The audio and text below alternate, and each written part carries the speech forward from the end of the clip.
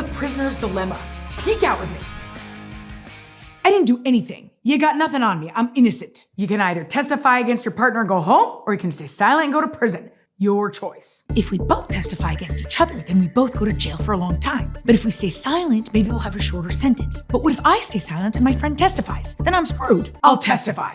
I think this happened on an episode of Criminal Minds. This is an example of the prisoner's dilemma. Let's break it down. Both prisoners decided to rat the other out, and game theory has a perfect explanation for why they did this. Game theory is the study of decision-making, where the outcome for both individuals involved is dependent on what the other does. So the jail time of each prisoner was dependent on what the other prisoner decided to do. Since international conflict and other policies are determined by the decisions of people, we need to understand why people make certain decisions. The prisoner's dilemma is a game where two people are convicted of a crime and are asked to testify against the other. If both prisoners stay silent, then they're cooperating with each other. But if they testify against each other, they defect. But defecting ends up helping their own individual case. Let's walk through an example. The numbers in the matrix represent the benefit each prisoner receives in a given situation. To solve the matrix, you must focus on the preferences of one prisoner at a time. So let's start with prisoner 1.